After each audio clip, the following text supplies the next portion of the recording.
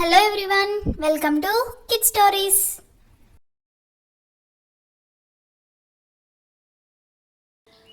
అనగనగా ఒక అందమైన అడవి. ఆ అడవిలో పెద్ద వృక్షాల మధ్య ఒక ప్రత్యేకమైన పాఠశాల ఉంది. ఈ పాఠశాలలో పక్షులకు విద్యాబోధన జరుగుతోంది.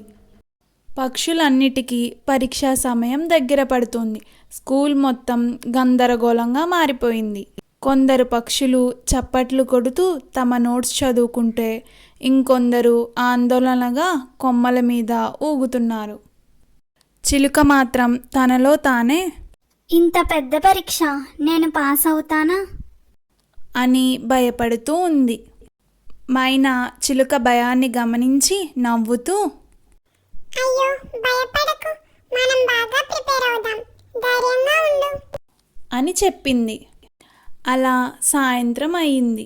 ఇప్పటి వరకు చిన్న చిన్న పరీక్షలు మాత్రమే ఆశ, కానీ ఇది పెద్ద పరీక్ష, నేను ఫెయిల్ అయితే అనుకుంటూ చిలుక ఎంతో భయపడింది.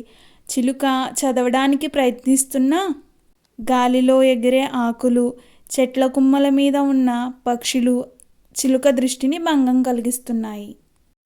ఇంతలో మైనా చిలుక దగ్గరికి వచ్చి, చిలుక భయపడకు, నువ్వు రాత్రంతా భయపడుతూ ఉంటే చదివిందంతా మర్చిపోతావు.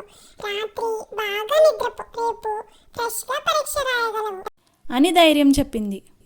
పరీక్ష రోజు వచ్చేసింది. పక్షులందరూ పరీక్షా గదిలో కూర్చున్నారు. గురువు గ్రద్ద పరీక్షా పత్రాలను ఇస్తున్నాడు. చిలుక నెమ్మదిగా పేపర్ తీసుకుని చూశాడు. అతని గుండె వేగంగా కొట్టుకుంది. మొదటి ప్రశ్న సులభంగా ఉంది అని తనలో తానే అనుకుంటూ ఉంది. పక్షులందరూ పరీక్ష రాయడం మొదలుపెట్టాయి. చిలుక పరీక్ష రాయడానికి సిద్ధమవుతున్నప్పుడు గాలి వేగంగా వీచి ప్రశ్నాపత్రం ఆకాశంలోకి ఎగిరిపోయింది. అయ్యో, నా ప్రశ్నాపత్రం ఎక్కడికి వెళ్ళిపోయింది అంటూ చిలుక కంగారు పడింది.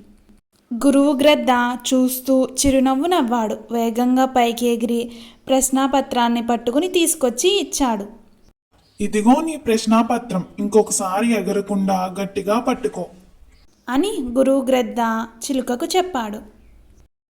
పరీక్ష ముగిసింది. చిలుక సంతోషంగా ఉంది. చాలా కష్టం అనుకున్నా, కానీ పరీక్ష బాగా రాసా అనుకుంటూ స్నేహితులంతా ఆనందంగా బయటకు వచ్చారు.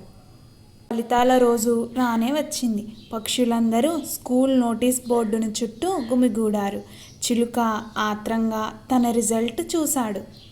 నాకు ఫస్ట్ క్లాస్ వచ్చింది అని ఆనందంగా తన రెక్కలను ఊపాడు. గురువు గ్రద్ద చిరునవ్వుతో, నీ కష్టపడే తత్వం నిన్ను విజయం దశగా నడిపించింది, నీవు గొప్పవాడివి అని చిలుకకు చెప్పాడు.